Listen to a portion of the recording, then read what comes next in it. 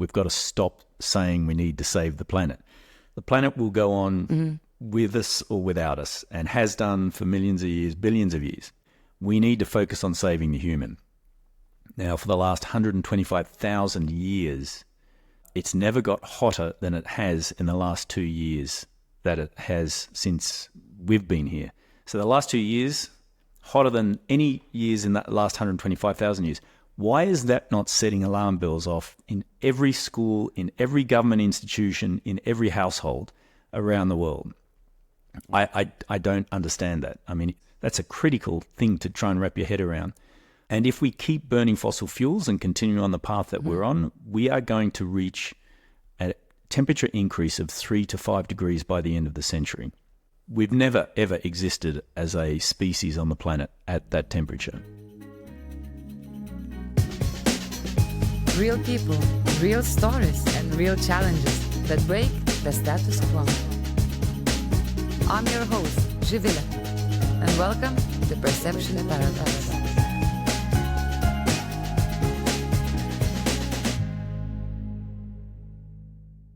Ladies and gentlemen, welcome back to Perception Paradox, and today it's an exclusive episode from Web Summit, which just happened in Lisbon, Portugal, and I'm sitting right now one-on-one with one and only Craig Leeson, who is, I'm not sure where do I begin actually. So he's wearing multiple hats, has been had incredible career, very active lifestyle, journalist, filmmaker, environmental advocate, surfer, and I've just found out, because of course I looked on Google to learn more about you, Craig, that you are also a musician.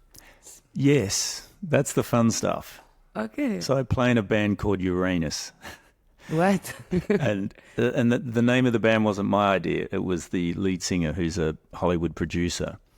But we just thought we always wanted to play in a band that was tongue-in-cheek for charity. And we have a lot of fun and get up to a lot of mischief. And there's a scriptwriter in Hollywood writing a rockumentary comedy on the band and the last 8 years of our misdemeanors around the planet. So, really? Yes. What kind of music is that? It's I guess you would describe us, or we have been described by various rock journalists, as being kind of a cross between the Foo Fighters, the Rolling Stones, Eddie Vedder. It's kind of, 90s meets the Beatles meets contemporary rock. It's very much our own sound, but all of these influences are present in the songs. Amazing. I really can't wait to check it out. And what do you do in the band? You sing? You play in... No, I'd like to be able to sing. I'm the lead guitarist. Okay. So, and with the other guitarist, write most of the songs. The lead singer writes the lyrics. And guess what our first album is called? I have no idea. Plugged. Plugged. Very original. What's the origin of that? Well, it kind of goes with the Uranus name. Okay, great. Yeah. I'll leave it that to you boys to tour and do your music. I'll check it out. But welcome, Craig. I'm really happy that we are doing this and we decided to find time just to sit down and talk about the things that matter. Yeah, it's been a hectic week at Web Summit, hasn't it? Yeah, it's been intense. Yeah, it is an intense conference, but very inspiring in a lot of ways, and a lot of great ideas and interesting people. For sure. So for the ones who don't know, Web Summit is a conference happening in Lisbon with over 70,000 people, 75,000, and it's a madness. Yeah. Human traffic everywhere. Anywhere you turn, someone is building something, creating, investing, doing. It's just wild. And you had quite some panels, right? This so I spoke on one panel about climate fairy tales. Mm-hmm. So we're basically talking about the art of storytelling and how to get ideas and messages across and relate to the audience that you're targeting about big ideas. And the following day, I did a question and answer session on the experience stage with a young climate activist and a fintech funder, where we were talking about climate issues and basically getting the audience to ask whatever question they had that was climate related.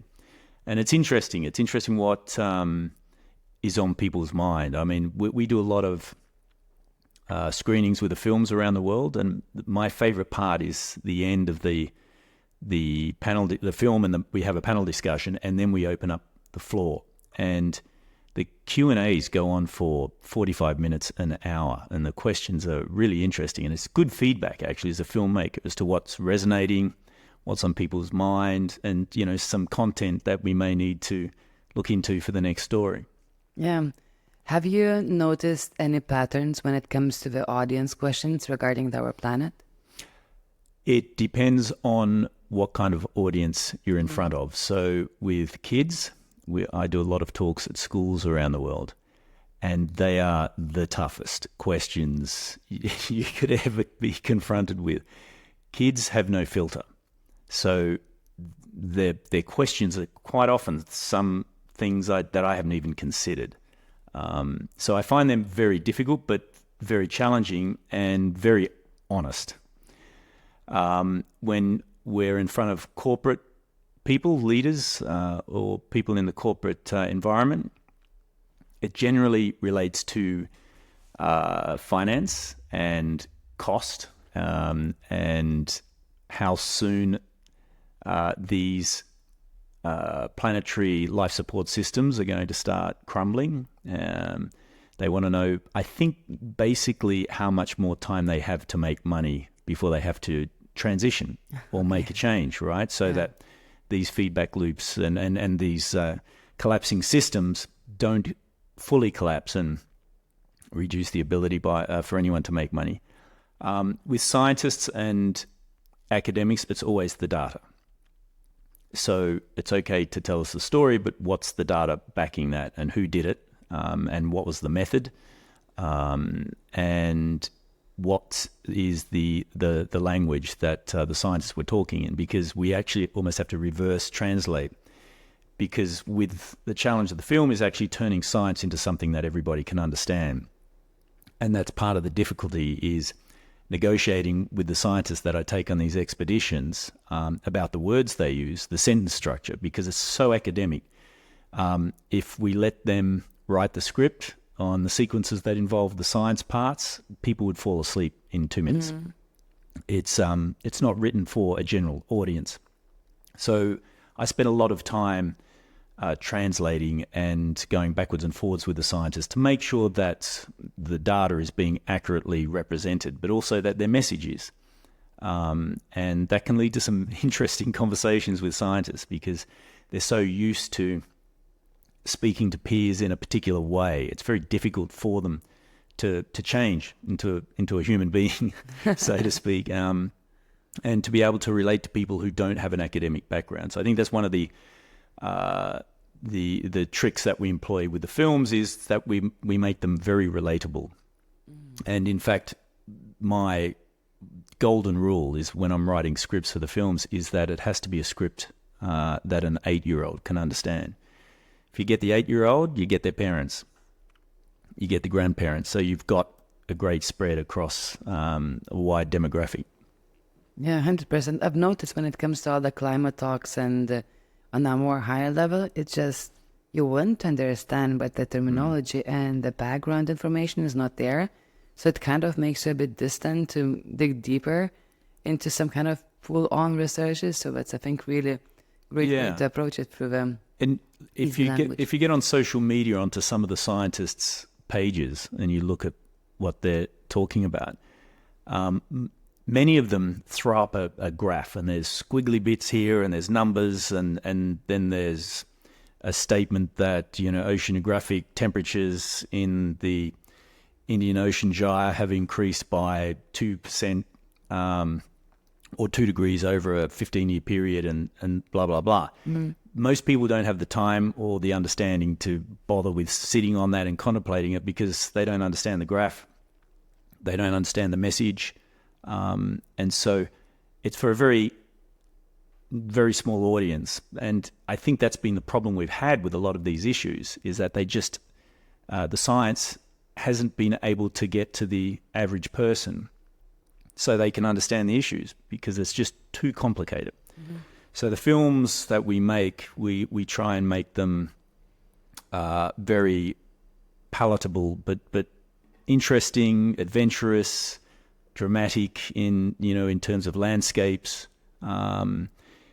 colourful, rich with characters, rich with personal stories and challenges and triumphs, so that we can keep people entertained, and within that entertainment as well, get them to kind of lead them down these pathways of understanding, which eventually leads to empathy. And I think with a lot of these issues, the problem we have is getting people to empathize with others who are suffering because of the problems that extreme weather events, for example, are causing in a country that many people haven't even visited. It could be a developing country, and on the other side of the world. So it's important to get that connection to happen, I think. That's so powerful. That's exactly what we a bit touched base earlier in our conversation before we hit recording, about when it's not bothering you and you don't really experience, like my situation with the surfing among the plastics in Indonesia, then it's kind of hard fully to connect, and then you need empathy for that, and the stories that showcases you that what's happening in the world. And I mean, and a good example of how to do that in terms of storytelling, with the film that we're releasing at the moment, The Last Glaciers, there's a sequence in there where the executive producer of the film, William Pfeiffer, who's also the lead singer of Uranus, by the way, he's an old friend, and very successful film producer in Hollywood, lived in a beautiful house in Malibu, and was very successful, quite privileged, but had worked very hard for what he had.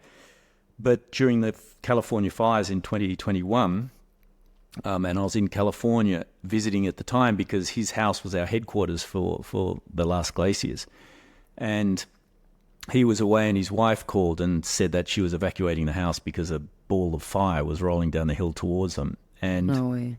It literally took out the entire house, which was made of stone, and reduced it to ash.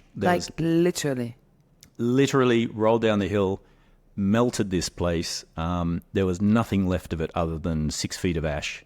That's wild. And an old bronze Buddha statue from Thailand that was 3/4 melted. The heat was that intense. Oh my God. And when he came back to California and he was going out to the house for the first time, I said to him, I was going with him, and I said, we need to film this. I said, because this is a connective tissue. I said, most people consider climate-related events, and this fire was considered a climate-induced fire. Think it happens to people on the other side of the planet, to people in often poor socioeconomic backgrounds or environments. I said, but it happens to everybody. Nobody is immune to the climate emergency, and I think your story will tell that. So he agreed, and we went out there, and he saw the house for the first time, and of course it was shocking to both of us. But it's a very powerful sequence in the film because it does address that point. It doesn't matter who you are, how much money you've got, how privileged you are or not. We are all at the mercy of planet Earth. And as we disrupt the systems that have been in play here for many, many millions of years, then it's coming back to bite all of us, and no one's immune. Yeah. Was your first movie the Plastic Ocean when it comes to environmental movies, or you did some before? No, I've been making films, documentary films, since the start of the 2000s. A Plastic Ocean was the first feature film, cinematic feature film that I had directed. Okay. And it was a difficult film to make for many reasons. First of all, to fund, because no one knew that single-use plastics were a problem, including myself when the scientists approached me about it. And we started filming that in 2010, so it was very early days for the plastic campaigning. And so I had to learn about the problem myself as a surfer and an oceanographer and someone who grew up on the beach. I was shocked that I didn't know anything about this problem, but I soon realized it was because I'd become so used to the product, even though it was everywhere, it had become invisible to me. So that was the basis of making the film. How do we make this product that we all use every single day visible. And so we started to make the film, and it took 8 years to finish.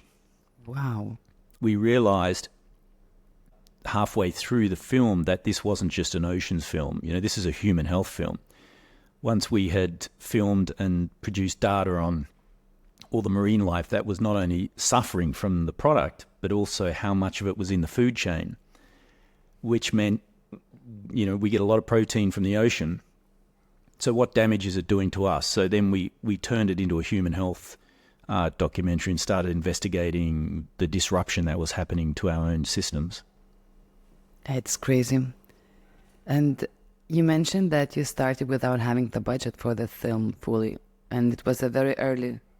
For the last Glaciers, we did, yes. So with the plastic ocean, we started doing all the research before we had the funding, because we needed to go and present the case to potential funders. And with a film like that, you need philanthropic foundations and financing, because it's very difficult to get the Netflixes and the streamers and studios to fund documentaries like that. So we did a lot of research first and then presented it to some financial institutions. And the producer at the time who had worked with Sir David Attenborough, managed to get Sir David on board the film as well. And it was his first impact film. Sir David's always at that stage, had made beautiful films about natural history, but he'd never got himself involved in issues. But he thought this one was so important that he needed to put his voice to it. So armed with him and his name in the film and this global production schedule, we managed to secure funding for it. The last Glaciers was different because we had started looking at doing a film on extreme sports. And we didn't expect it to take very long. It was a new sport called para-alpinism, which involves rock climbing, mountain climbing, ice climbing, paragliding, all these different disciplines. But as we went to the mountains to film it, in the winter, in the French Alps, there was no snow. All these mountains were brown. The glaciers were disappearing. So it begged the question, why is it brown, not white? And when I started talking to the scientists about it, they started telling me about climate change, but also more to the point about how they know that it was human-induced climate change. And there was a group of scientists in Grenoble at the Glacier Klim laboratories, the oldest ice laboratory on the planet that studies glaciers. And they were measuring ice cores from glaciers all around the world. And in those ice cores are bubbles. So fresh air that has been frozen going back 1 million years. And in those frozen bubbles is contained the atmosphere of the Earth at that time. So depending on how deep and which glacier those were pulled out of, these scientists could tell the story of climate change over 1 million years. And they could measure nitrous oxide, they could measure CO2, methane, and the biggest of the greenhouse gases, which is actually water vapor, and also temperature. And so they showed me this graph of all of these gases that just naturally ebbed and flowed over the course of hundreds of thousands of years, and was related to how close the sun got to the Earth got to the sun, and then in the elliptical orbit, how far away it went. And so these are glaciers that are forming and then melting and forming over each ice age. Okay. What changes is 1,000 years from us now, and then 160 years, you see all of these gases just go off the chart. And that's when the Industrial Revolution started, and we started burning coal and oil and gas, and you can actually see the black soot starting to develop in a line in these glacier cores. So we know that when it started, we know why it started, we know who's responsible. And that was science that I thought hadn't been told properly, because it's in the data. The data doesn't lie, but yet that hadn't been presented, I thought, in a way that the average person could understand. So we pivoted the whole film from being one of about extreme sports into being one about the climate. And we visited glaciers all around the world. We measured with scientists how they were disappearing. We were looking at the ones that had gone. But we did it in an extreme sports sort of way. So we personally climbed these 6,000-meter peaks. We set ourselves challenges like flying off many of these peaks for the first time ever. Ever. Like ever. Nobody tried that. Well, they had tried. We flew off Whanarahu in Peru, which is a 5,800-meter peak. Wow, that's quite a peak. And 3 other attempts had been made on that, but they'd all perished. They died trying to do it. So we wanted to be the first, but we also, the reason we wanted to do it was so we could film these glaciers from the paraglider in a low-carbon way. But also, you're in the middle of nowhere. There's no helicopters there. You can't get cameras up into the air or into these locations and film them properly unless you do it with drones. But even with drone technology then, it was difficult to get them to fly at these altitudes. So we thought, let's try it with paragliders. Oh my God. But it was quite a challenge. We had quite a crash off that particular peak, which we obviously survived, but without giving too much away from the film. We were very lucky. But it was risk assessed. There's a lot of risk assessment work done. Mm-hmm. And we knew the risks. We knew how difficult it would be to fly in air that thin, which is why not a lot of people do it. Yeah. And we also had scoped out the valleys and different places where we could make an emergency landing if we needed to, which we did in one particular incident, which is in the film. Mm-hmm. But, these are risks that we thought needed to be taken in order to tell the story, but also to get people interested to go along and see these wild areas, these hostile environments that are very difficult to access and that there isn't a lot of footage of. So the film is, while it's called The Last Glaciers, it's about personal challenges which are an analogy of the big challenge that we as humans have with climate. It's about overcoming those challenges. It's about the people who live in these regions and what they're facing and how many of them have to migrate. And it tells the story of why glaciers are so important to us. They're not just pretty white fluffy things that sit on the top of mountains. They perform very critical roles to the planet, including reflecting heat back into the atmosphere so that they keep the planet at a temperate climate, which isn't happening anymore because as they disappear, these dark mountains start to reveal themselves and that attracts heat. And as mountains heat up, they start to crumble. And so we see avalanches and threats to communities in valleys and areas in the Alps and Peru, the Andes and Himalaya, all around the world. So they're critical. They're not just water storage devices, although that's also a main function. Yeah. Across how many locations did you film it? We filmed in 12 countries and multiple locations in each of those countries, including Antarctica. And you mentioned, right, that you experienced global warming in Antarctica. You got caught by rain there, no? So, yeah, Antarctica was emotional, actually. And I was with a team of 30 scientists and some very competent and experienced explorers who have been there many times. And we had 2 days where we were filming where it started to rain. Now, Antarctica is the driest desert on the planet. Even though it's covered in ice, it's dry, it never rains. And that has a devastating effect on wildlife because wildlife there are not built to cope with rain. They're built to cope with snow and ice. And so we saw penguin colonies that were devastated, 90% wiped out because the chicks who have down, not feathers, right? They grow feathers once they mature, but they have down to keep warm, which deflects ice.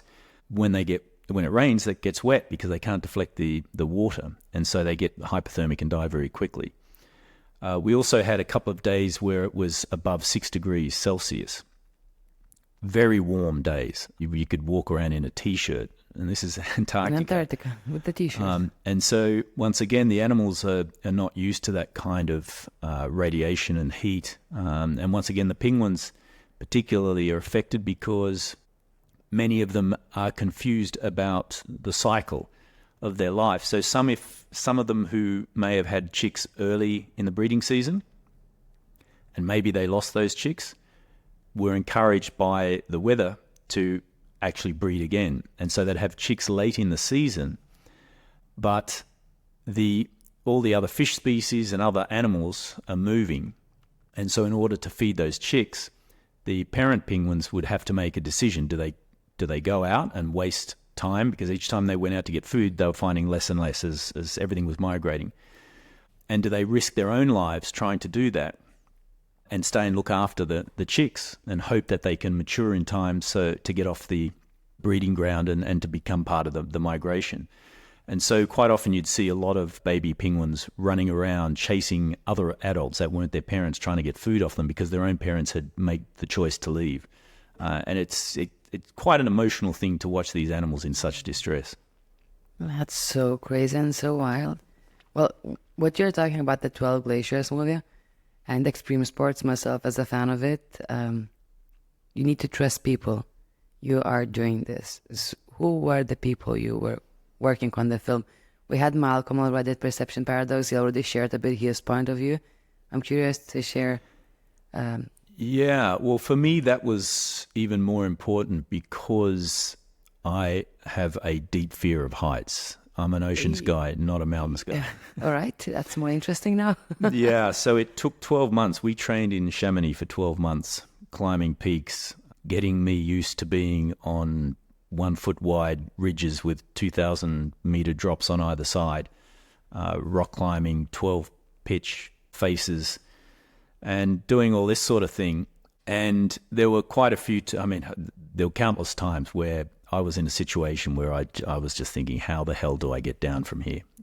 Or I wanted to freeze, or did freeze. But what you realize when you're in a very wild place like Chamonix is that, you have to get yourself down. And it doesn't help having Malcolm or Dave Turner, who's a professional athlete and a world record holder in many of these disciplines, sitting on the opposite ledge laughing at you.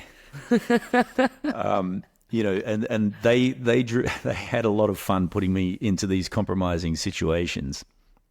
But it was that kind of humor and support that kind of gets you motivated to get out of these situations. So, relying on those guys, and you've got to, they're doing the technical rope climb, so they're leading. Mm-hmm. So you have to trust where they're putting the ropes and the rope holds, and your life is in their hands. And when you're first starting out with people that you don't know that well, that's a big bridge to kind of cross. You didn't know them before? I didn't know Dave Turner until he came to Chamonix and we started all the training. All right. And I wasn't fully aware of Malcolm's capabilities either. So it was very difficult for me, but you form very strong bonds once you do start to see the capabilities. But also you start to develop your own capabilities and see what's possible, and then you want to push yourself. And the mountain is an amazing place with amazing characters and very resilient people, both the guides, the people who use it for sport, the people who live in these areas, and very honest, very open, very environmentally conscious people. And so even just sitting down, listening and talking to them about their stories is fascinating. So I found it not only a picture-rich environment, but a story-rich environment as well. And I gained new skills. I became a paragliding pilot, got my license, learned how to climb. You don't ever lose your fear. And what I found was that most mountaineers actually are like me. They have this deep fear of heights. How do you cope then with that? How do you overcome? Well, the challenge, most of them are quite high operating, operate with a high efficiency. And what they enjoy is overcoming that, the challenge of controlling your mind. And so what it is about, to your point, it is about trusting the people you're with, trusting yourself, trusting your skills, and basically controlling your mind and thoughts. So not allowing the thoughts that create the fear to enter, or if they do, shaking them off and putting a new thought in there. And the new thought could be, okay, the next 2 steps, my feet are going to go there, then my rope is going to go there. And when you break it down, it makes the challenge far more palatable, I think, to the rest of your body, because your body just follows your mind. So it's important to get your mind in shape. And so that challenge, I think, was something where I personally learned a lot of lessons. What are the challenges when you decide that, well, we're just going to do now a documentary about 12 glaciers? It requires to fly us all around the world. It requires us to do all the paragliding, dangerous things, and somehow to film it, to budget it, to finance it. Yeah. To be honest with you, the thing that's even scarier than climbing the mountains is trying to go and get finance. It's actually the hardest part of the whole process. You do have to, when you do it long enough, you understand the processes and people in the various pockets of the industry that can help with different things. But impact films are very difficult to finance because the studios and streamers and networks don't rate them highly because they're trained and their mind thought is that fictional TV series dramas are more profitable, and in many cases they are. So they see documentaries as not being a returning profit to the degree that other projects, film projects, do. So we quite often have to go out and seek assistance from philanthropic organizations, from foundations, from ego investors, or sponsorship from companies that may be aligned with what we're doing. So, for example, all sorts of technologies that they're funding and building, which are very profitable. So they have an interest in telling the stories about the problems that are creating the industry that needs to overcome these, they mitigate and adapt a lot of these problems, natural problems we're facing. So you need to identify people that you think might be able to become a partner and do their role in helping get that issue to the general audience. And there's many facets to it. It's not just making the film. As I said, we need finances, we need distributors, we need marketing people. No one's going to go and see your film if they don't know where it is and how to find it and locate it.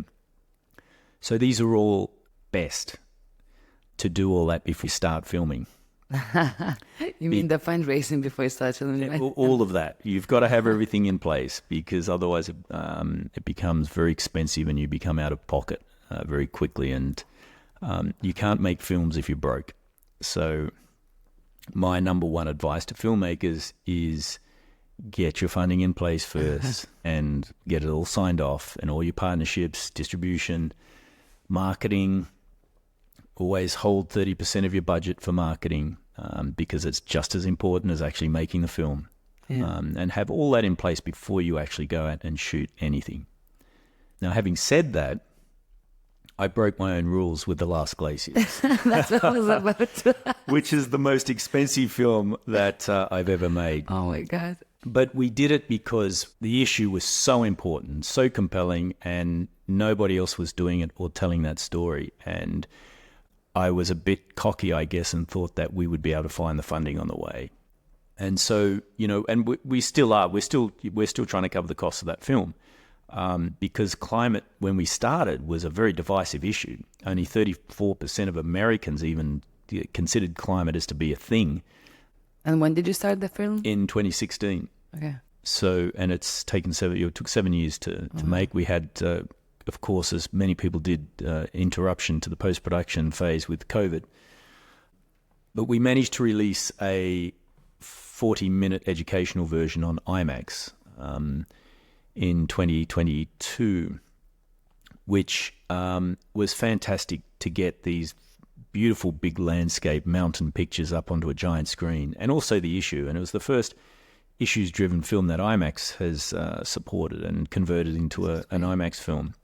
But we got a lot of traction with young people, and it mainly screened in science institutions and educational facilities and places and museums and places like that.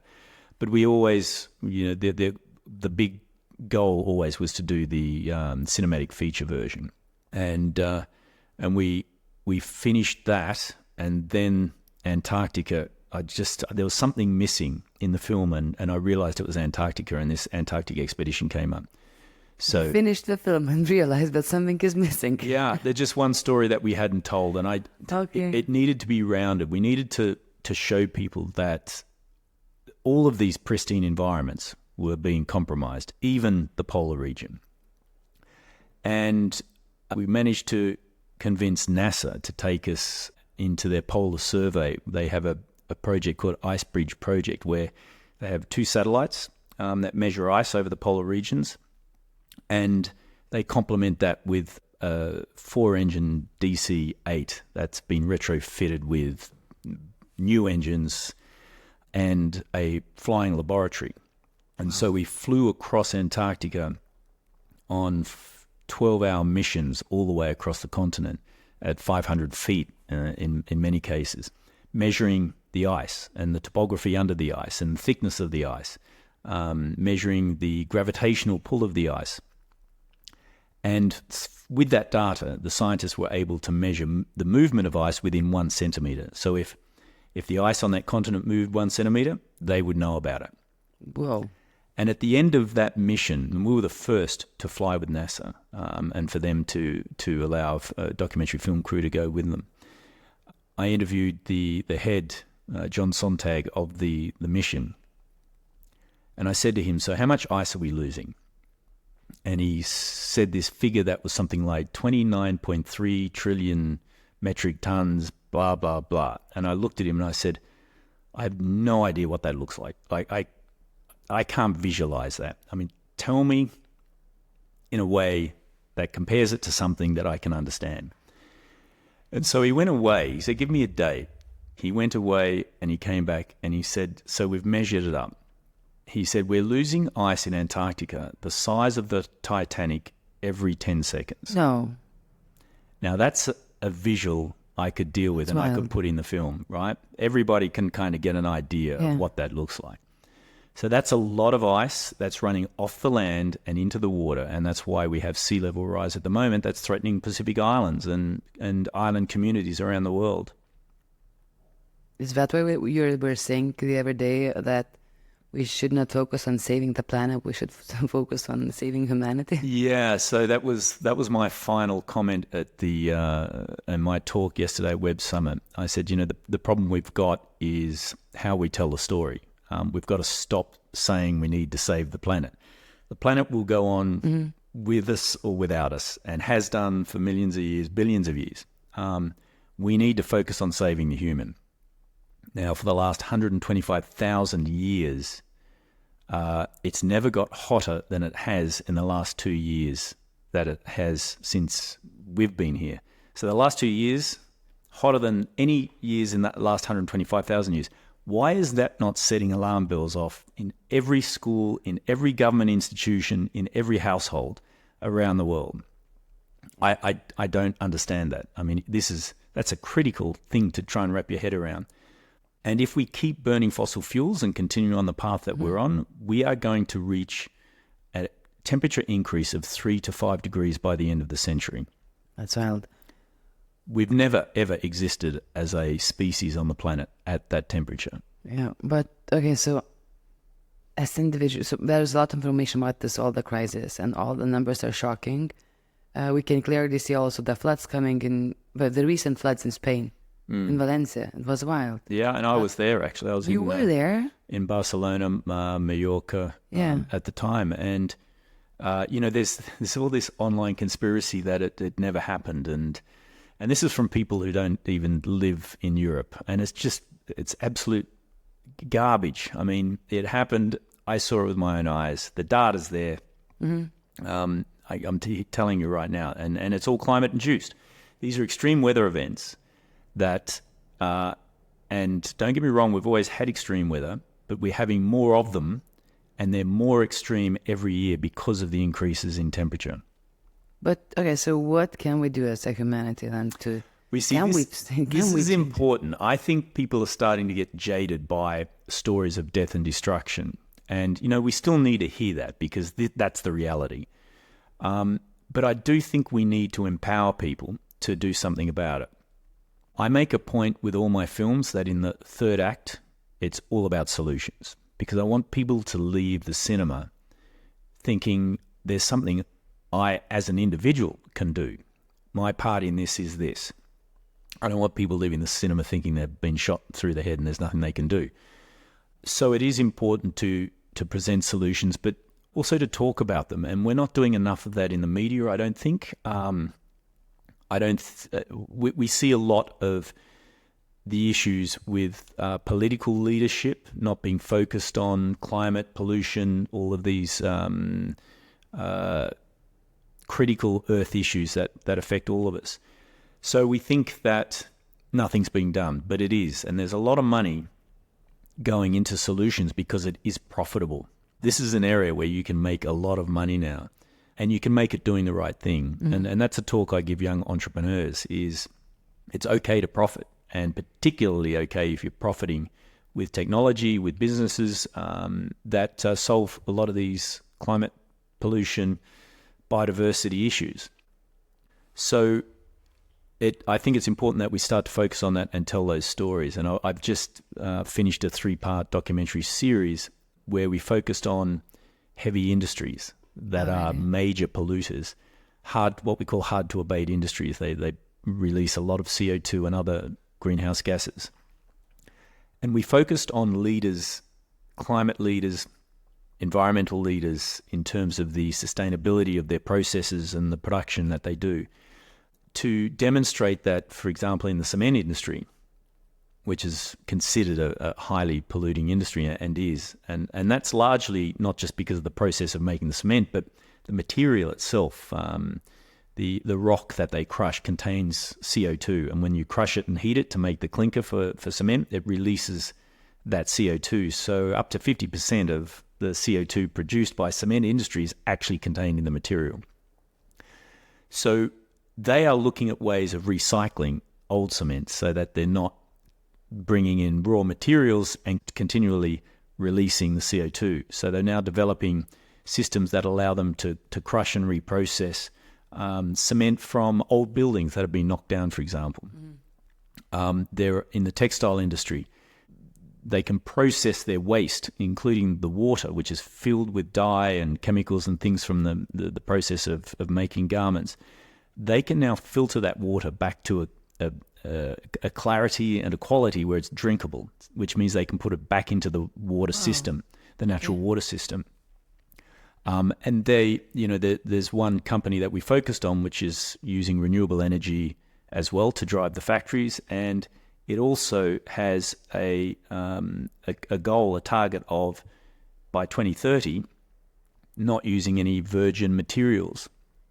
So, for example, not requiring plastic to produce nylon or some of the polys that create the threads that they make. They're using recycled materials from PET bottles and other sources. They're also using agricultural waste and hemp waste and natural plants and for fibers that they use on cricket ball thread or even in handbags and clothing and things like that. So they found alternatives. And what's great about what they do is not only is it attractive for investors who want to see this happening, but it's profitable.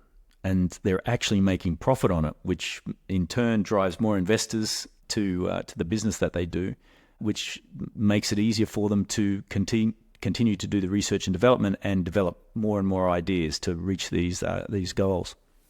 Wow. So, and these are the separate documentary series about. So this is a separate documentary series that we've made. I've made this with in conjunction with a bank that's financed it. That's in the climate or in the environment sector. They're focused on climate. I'm focusing on biodiversity next year. So they're a good partnership to do it with this kind of solutions-based content. But I think that's, as I said, I think the solutions-based content is important. We need to see what's happening because a lot is happening and a lot of money is going into it. For sure. I have a very now different question to ask. You've been sharing about your documentary creations, about the challenges. that how long it does take to actually produce the film of a series, right? There are different challenges. Sometimes you have to pause, remake it, film some new part. Yeah. Where is your resilience coming from? That would be my question. How do you stay resilient, and how do you keep it? Because I'm a stubborn person. Okay. And I think in any business, you have to be stubborn if you believe in your product. And you have to keep pushing. I mean, a plastic ocean shouldn't have been finished. There were so many roadblocks, so many impediments, so many people said, no, it won't work. It can't work. You'll never find the finance. You'll never film blue whales underwater in Sri Lanka. This won't happen. That won't happen. And for me, that's like a red rag to a bull. That's like, okay, let me prove you wrong. But there were times when I did think that film was never going to get done. I thought we'd hit the ultimate wall. But I actually started visualizing how you get around walls. And you can either climb over them, you can dig a hole and go under them, or you can just blow them to pieces and go right through them. And I honestly had that thought every time I had a problem to confront that seemed insurmountable. And so I would just look for the explosives, the shovel, or the ladder. Great options. in order to get around it. But that film took 8 years because of the complexity of the story, the seasonal nature of the animals that we had to film, financing and funding, and a lot of these roadblocks. The last Glacier was 7 years, as I mentioned, and you know, we had everything from COVID providing those sorts of roadblocks. So they take a lot of time, a lot of your personal time. You quite often find yourself risking more than just time. You know, you're putting your house up for mortgage, you're borrowing money here, you're getting favors from friends, you're going without sleep, you're jumping off mountains and, you know, risking kind of everything. But these stories are worth it in my mind. They need to be told. They're the only way that we can understand what's going on, that the majority of people can understand what's going on, because not everybody has the privilege of being to the, you know, going to these places that I go to and working with these scientists. So I see it as my calling. That's kind of what I'm here to do. And that's why the next documentary I want to make on biodiversity loss, because these are the triple planetary crises stories that need to be told: pollution, climate, and biodiversity loss. And biodiversity is probably the most important, because without biodiversity, we don't have anything. And biodiversity actually helps regulate climate. Okay, that's inspiring. All right, Craig, how can people follow your journey? Well, they can follow us on social media. We quite often take people behind the scenes when we're filming. Cool. We also put up a lot of footage, and I plan to in the near future, actually, footage that didn't make the films but are just as interesting, but just for time and space reasons, we had to cut something. So there's a lot of things that people won't have seen before if they follow us. And of course, they can watch our films. The Last Glaciers is on the website, thelastglaciers.com. You can click the link and become part of the distribution if you wish, because you can share the link. And we have a new distribution model that we're trialing with that film. Okay. And and reach out to us. We've got, we want people to subscribe to what we're doing and become part of the message and part of the transition and the solution. Okay, and what would be the final thought you would like our listeners of this episode to ponder on through the day? I would like everybody, and this is actually something I tell a lot of corporate leaders that I talk with, I would like everybody to consider what their ultimate legacy is going to be. And I will help guide them on this, because once we're gone, we can't take any of the stuff we accumulate with us. But what we can do is provide a future for the next generation, a future that is a habitable planet that's in better condition than we left it. And ultimately, particularly if you've got children, what else is there other than the legacy of a healthy, habitable planet for the next generation, and particularly for their children? Great. I think that's a great way to end the episode. Craig, thank you so much for joining Perception Paradox, for finding time after intense web summit, and all the best with all your philanthropical work and your visions to really change. Thank you for the chat. Thank you. Thank you, everyone. Bye.